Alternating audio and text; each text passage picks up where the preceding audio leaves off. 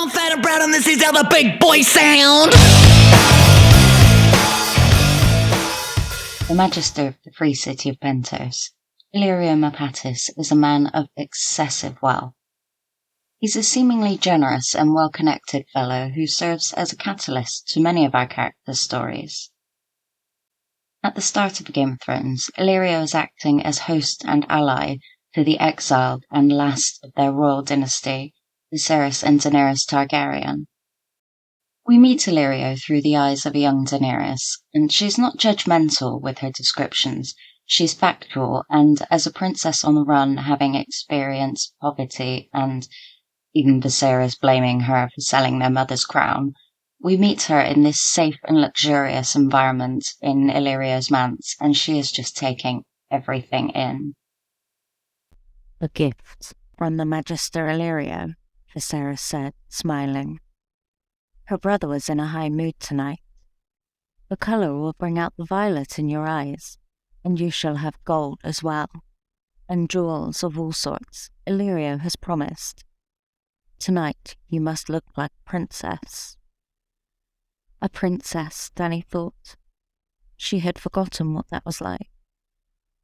Perhaps she had never really known. "Why does he give us so much?" she asked.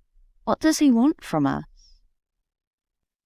For nigh on half a year they had lived in the Magister's house, eating his food, pampered by his servants. Dany was 13, old enough to know that such gifts seldom come without their price, here in the free city of Pentos. "Illyrio is no fool," Viserys said. He was a gaunt young man, with nervous hands and a feverish look in his pale lilac eyes. "The Magister knows that I will not forget my friends when I come into my throne." Dany said nothing. Magister Illyrio was a dealer in spices, gemstones, dragonbone, and other less savoury things.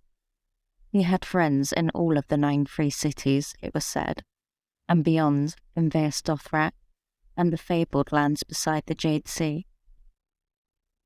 It was also said that he'd never had a friend he wouldn't cheerfully sell for the right price. Dany listened to the talk in the streets, and she heard these things. We're primarily introduced to Illyrio through his wealth and power, and our first physical description of him comes after Daenerys is dressed and prepared to attend her unofficial sale to Khal Drogo by her own brother and Illyrio. He moved with surprising delicacy for such a massive man. Beneath loose garments of flame-coloured silk, rolls of fat jiggled as he walked. Gemstones glittered on every finger, and his man had oiled his forked yellow beard until it shone like real gold. Once her own appearance is judged by the two men, with Viserys even complaining that Daenerys looks too skinny, she travels with her host in Illyrio's elaborately carved palanquin. 2 servants went ahead to light their way, carrying ornate oil lanterns with panes of pale blue glass, while a dozen strong men hoisted the poles to their shoulders. It was warm and close inside, behind the curtains. Dany could smell the stench of Illyrio's pallid flesh through his heavy perfumes. Dany was rightfully wary of Illyrio, with him facilitating her marriage, gifting her 3 dragon's eggs, sending ships to fetch her, but no real army, no support, and by this point Dany's seen and been offered riches by the Tourmaline Brotherhood in Car. When Dany meets Arstan Whitebeard in Strong Belwas, she only recalls him as "The fat man with sweet stink in his hair. Illyrio?" Even Strong Belwas only refers to Illyrio as the fat man. "It is no matter," boomed Belwas. "We take all. The fat man hires 3 ships for his little silver-hair queen." What's strange is that the kinder, more factual descriptions of Illyrio come from our female characters who, in this world, would have less agency, less trade knowledge. They wouldn't be included in important talks, so it's no wonder Dany gets her information from overhearing. When Arya is out chasing cats in King's Landing, she ends up in a hidden passage within the Red Keep and overhears Illyrio talking to Varys. "If one hand can die, why not a second?" replied the man with the accent and the forked yellow beard. "You have danced the dance before, my friend." He was no one Arya had ever seen before. She was certain of it. Grossly fat, yet he seemed to walk lightly, carrying his weight on the balls of his feet as a water dancer might. His rings glimmered in the torchlight, red gold and pale silver, crusted with rubies, sapphires, slitted yellow tiger eyes. Every finger wore a ring, some had two. "Before is not now, and this hand is not the other," the scarred man said as they stepped out into the hall. Still as stone, Arya told herself, quiet as a shadow. Blinded by the blaze of their own torch, they did not see her pressed flat against the stone only a few feet away. "Perhaps so," the forked beard replied, pausing to catch his breath after the long climb. We have zero proof that this is Illyrio visiting King's Landing, and yet, quite frankly, it doesn't make much sense that he would take such a risk. He's being all sneaky, and yet still for some reason wearing his trademark jewels and gracefully moving whilst plotting with Varys. He's definitely not there to see the current king in court. When talking to Ned about killing all the Targaryens, Ned says to Robert that he can't get his hands on the last of them. The king's mouth twisted in a bitter grimace. "No, gods be cursed. Some pox-ridden Pentoshi cheesemonger had her brother and her walled up on his estate, with pointy-hatted eunuchs all around them, and now he's handed them over to the Dothraki." Across the Narrow Sea, their knowledge on Illyrio is mainly in relation to his work in trade, and one view we get on Illyrio is between Davos and Salador San, who is a fellow merchant trader, or pirate, depending on how you want to look at it. "Who?" asked Davos between sips of hot wine. "Illyrio Mopatis, a whale with whiskers, I am telling you truly.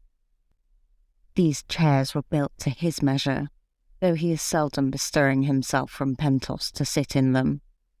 Fat man always sits comfortably, I am thinking, for he takes his pillow with him wherever he goes." Calling him a whale with whiskers is pretty harsh, but Tyrion's views on him are even harsher. Above him loomed the grotesque fat man with a forked yellow beard, holding a wooden mallet and an iron chisel. His bedrobe was large enough to serve as a tourney pavilion, but its loosely knotted belt had come undone, exposing a huge white belly and a pair of heavy breasts that sagged like sacks of suet, covered in coarse yellow hair. He reminded Tyrion of a dead sea cow that had once washed up in the caverns under Casterly Rock. The fat man looked down and smiled. "A drunken dwarf," he said in the common tongue of Westeros. "A rotting sea cow." Tyrion's mouth was full of blood. Illyrio handles Tyrion's sharp tongue with kindness, offering hospitality, food, and the rest, you know. "You are insolent. I like that in a dwarf." When the fat man laughed, his flesh bounced so vigorously that Tyrion was afraid he might fall and crush him. "Are you hungry, my little friend? Weary?" "Thirsty." Tyrion struggled to his knees. "And filthy." The fat man sniffed. "Bath first, just so. Then food and a soft bed, yes? My servants shall see to it." His host put the mallet and chisel aside. "My house is yours. Any friend of my friend across the water is a friend to Illyrio Mopatis, yes." Later, we get another example of this famously large fellow being surprisingly nimble, and an admission to his staff having basically zero rights.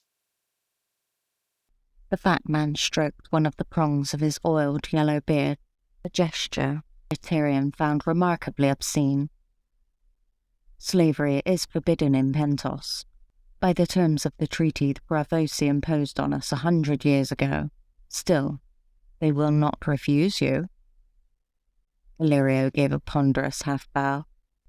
"But now, my little friend must excuse me. I have the honour to be the magister of this great city, and the prince has summoned us to session." He smiled, showing a mouthful of crooked yellow teeth. When the two do sit to eat, Tyrion further notes, Illyrio was reclining on a padded couch, gobbling hot peppers and pearl onions from a wooden bowl. His brow was dotted with beads of sweat, his pig's eyes shining above his fat cheeks.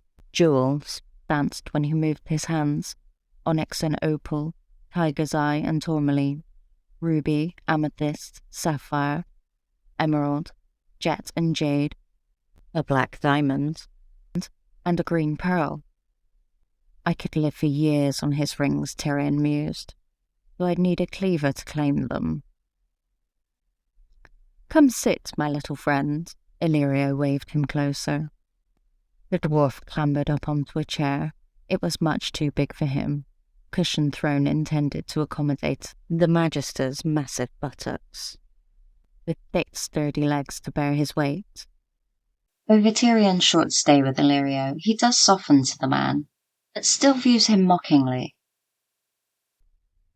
They changed out teams only thrice that day, seemed to halt twice an hour at least so Illyrio could climb down from the litter and have himself a piss.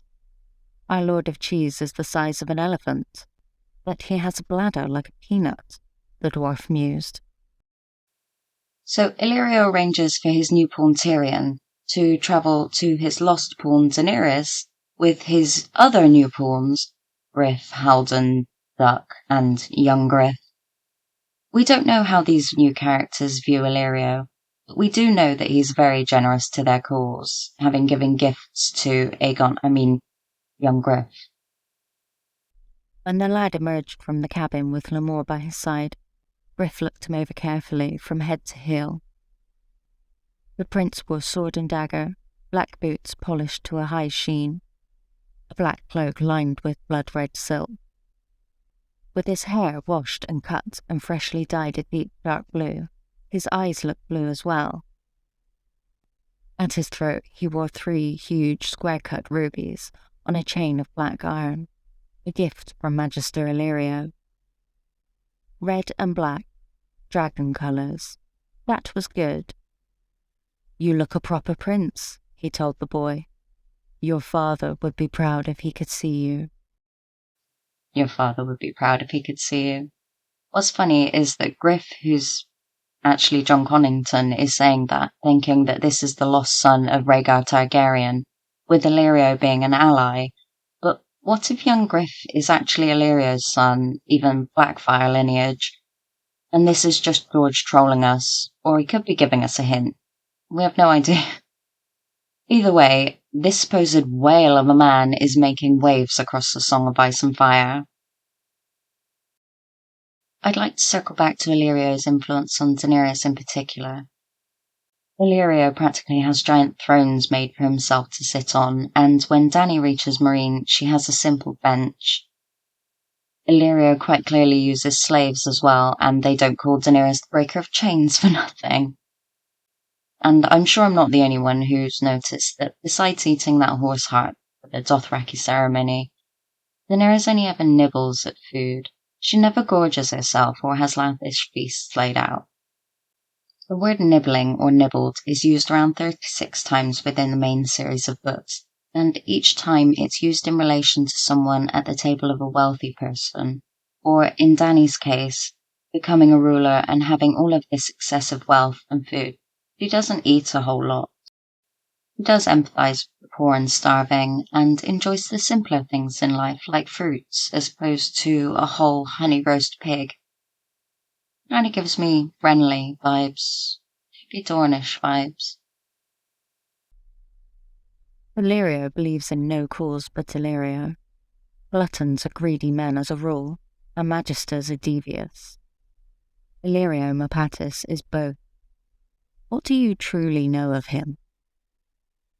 Thanks for listening, and next time we're going to be going up north and spending some time with Wyman Manderley. Cheerio!